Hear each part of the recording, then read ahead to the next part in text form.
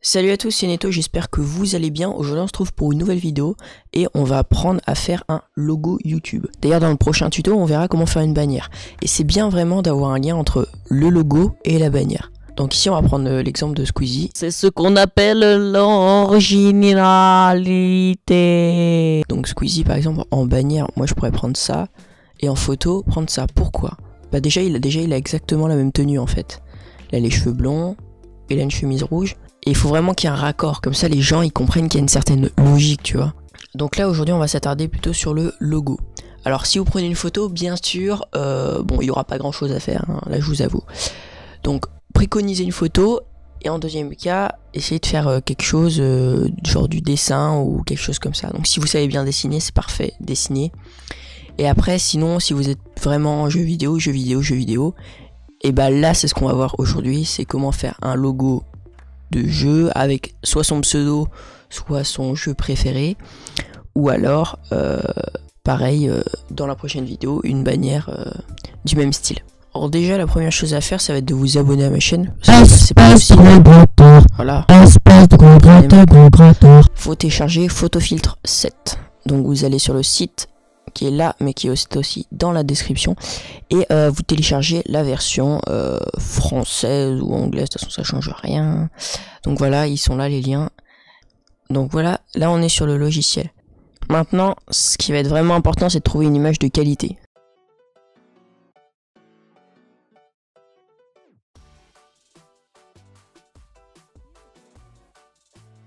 Voilà, donc j'ai choisi mon image et ce qui va être important de faire c'est de l'enregistrer. Comme ça on aura vraiment toute la qualité. Parce que si je fais juste ça et que je l'importe, la qualité elle sera nulle. Voilà, vraiment.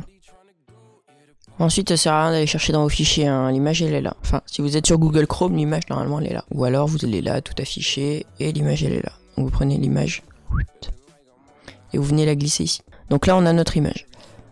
Tac. Voilà. Donc ça va être important de prendre le logiciel en main. Mais après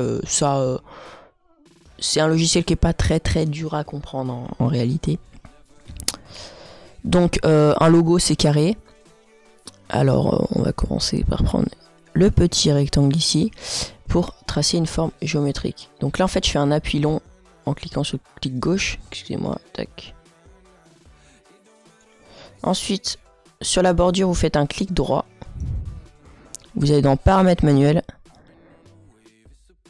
Ici vous décochez conserver les proportions et on va prendre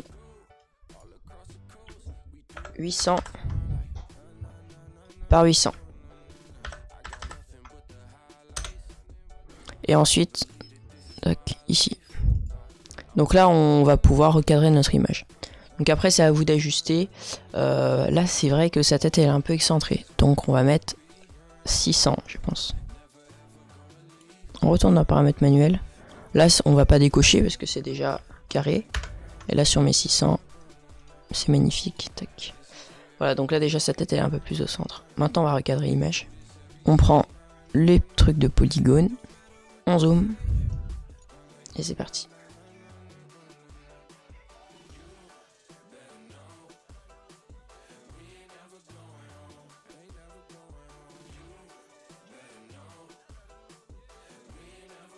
Donc essayez quand même d'être un minimum précis, hein.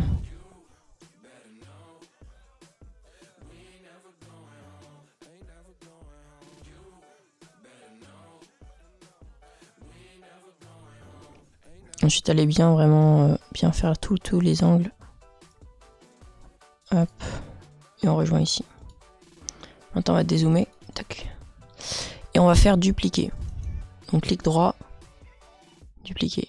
Voilà, donc une fois qu'on a nos deux parties calque et fond, ce qu'on va faire c'est qu'on va changer la teinte ici. Donc vous allez aller sur bien le fond et vous allez cliquer sur niveau de gris.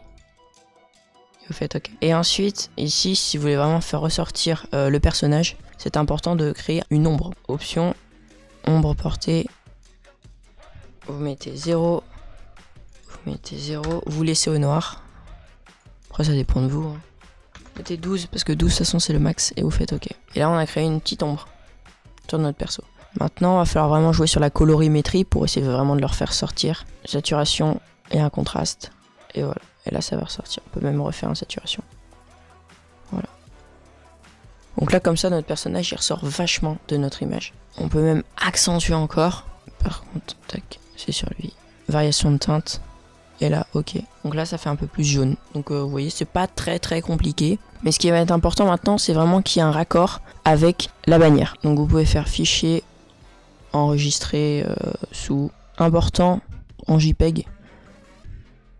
Et là, tuto logo gratos.jpg enregistré. Et on enregistre. Compression 100. Format standard. Voilà. Et ok. Voilà, merci à tous d'avoir regardé cette vidéo. J'espère qu'elle vous aura plu. Si vous avez des questions ou si vous demandez d'autres tutos, n'hésitez pas à me le dire dans les commentaires. Dans la prochaine vidéo, donc juste après, on va voir comment faire la bannière. Donc la bannière qui ira bien sûr avec ce logo. Mais encore une fois, je vous le redis, faites des photos, des photos, des photos, des photos. Ou alors des dessins, des dessins, des dessins. Parce que les bannières comme ça, photomontage et tout, c'est vrai que ça fait un peu vieux. Mais bon, y en a encore qui préfèrent ça. Donc je vous ai montré comment on en fait une. Voilà, n'hésitez pas à vous abonner et à me suivre sur les réseaux sociaux. Et moi je vous dis salut à tous!